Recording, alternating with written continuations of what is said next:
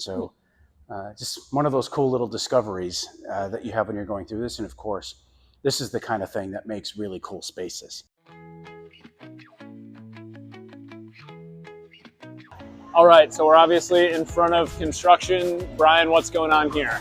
Well, this is going to be the future home of the Green Bay Public Market. This was a project that started a couple of years ago as just a little seedling and an idea. Eventually grew, built a business plan around it, and ultimately bought the building. We operated it for a little while as a landlord, but the intent, of course, is to eventually turn this into the public market. It'll be 48,000 square feet. Really meant to do a number of things. One is activation to the district. Public markets are known to be magnets in terms of visitors and foot traffic, and that in turn helps benefit the businesses down here. The other part is that we are a USDA designated food desert. So we really want to be able to bring some of those food products into our downtown area. We have 1,000 residential units proposed or under contract right now in the downtown area, and those folks need a place to shop. So this will become a space where that can occur. Of course, it'll ultimately be the place where 24 new businesses get to start their business, open their doors here in this building. So we're really excited about being able to bring those new businesses here into the Broadway district, but really bring this amenity to our community. So I think a lot of folks, when we bought this building, struggled to envision sort of an open space concept that would become the public market. And a lot of it is because there were so many walls and different offices in here.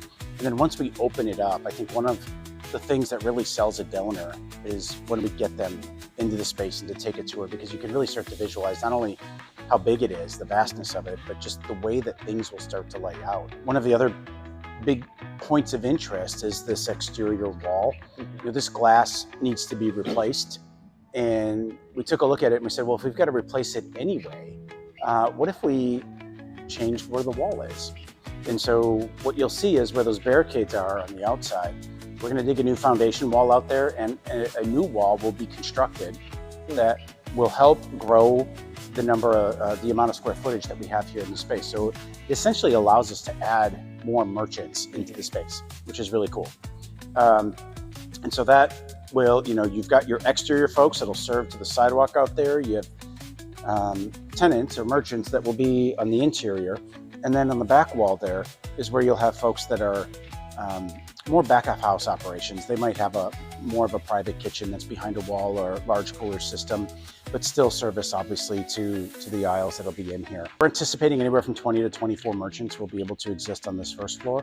Just depends how much space some of those folks want to take. But then I think where the magic really happens is the second floor. So why don't we head on up and we'll go take a look at that. So when you buy, existing buildings, there's always a gamble. You never know what you're going to find when you start tearing walls apart. And we're really fortunate in that this building was constructed in the early 80s, so it was the post-asbestos era.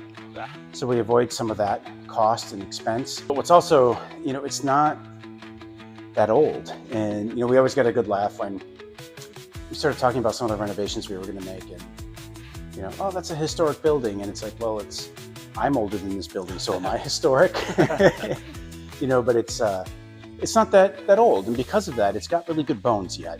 But in spite of that, we still have this opportunity to find unique things, and I think this was one of those examples, because this was covered up by a wall and drywall, and what we discovered is that this building was really just tied into and anchored to the building next door. So this is the exterior wall, the old bar building that used to exist here in Gettleman.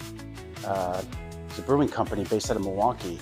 And there was actually a person, we had a comment on Facebook actually of a girl who said her dad used to paint all these Gettleman murals throughout Northeast Wisconsin. And so just one of those cool little discoveries that you have when you're going through this. And of course, this is the kind of thing that makes really cool spaces. So we're going to preserve this and protect it and keep that exposed within this space up here. Sometimes, when you have old buildings, you tend to find more of these things. When you have new buildings, that's the downside. Well, your bones might be good. You have less discovery. So we were fortunate to have both good bones and discoveries, and really excited to incorporate that into the experience of the space. Second floor retail space is really challenging and difficult to pull off. And we're putting a lot of retail space in already on the first floor. So what we decided to do here is we worked with our contractor And they're actually going to lease the back end of this. So it helps generate income to stabilize our operating pro forma. And on this end is where the public market staff will be. It takes a team to run an operation like this.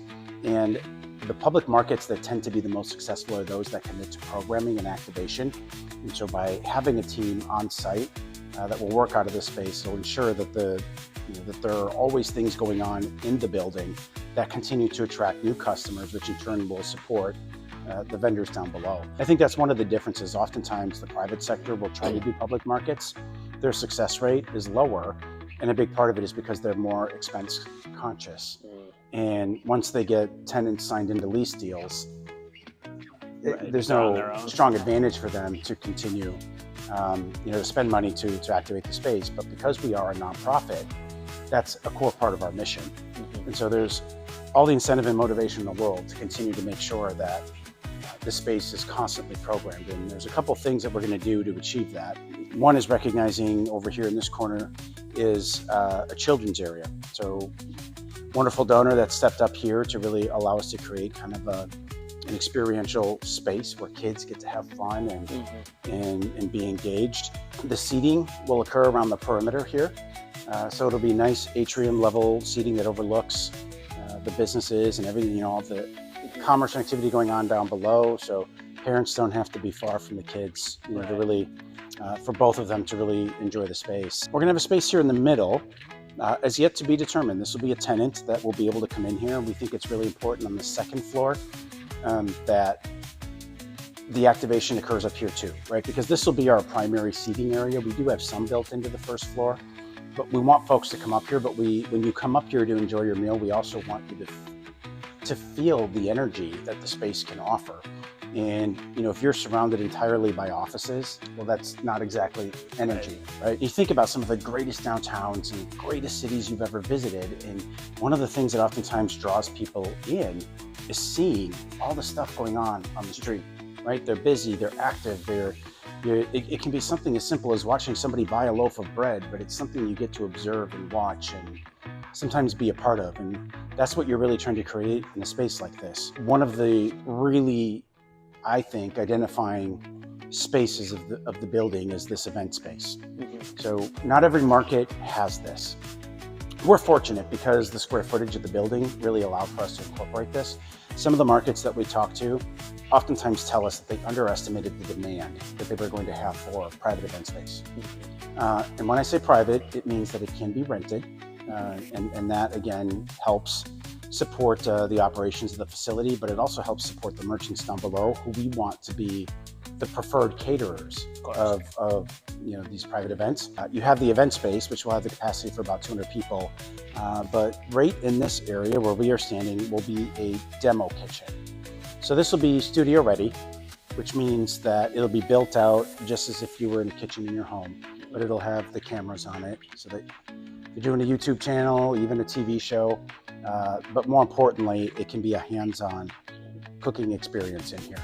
So we're talking with the school district and some other partners about what this looks like if you've got kids who live here, for example, in our low-income neighborhoods. How do we get them out into the market, go buy your fresh produce, right? Teach them how to do that, and then bring them back here and teach them how to prepare it. So we're not only helping bring food into the city where it is a USDA designated food desert, but you're teaching people how to cook and prepare it so that you're teaching them, again, how to be long-term sustainable adults. And then behind that will be a commercial kitchen. And so that'll be the kitchen that serves the event space and creates an overflow area as well for the tenants down below. So if they get a catering job, they're in much smaller spaces down here.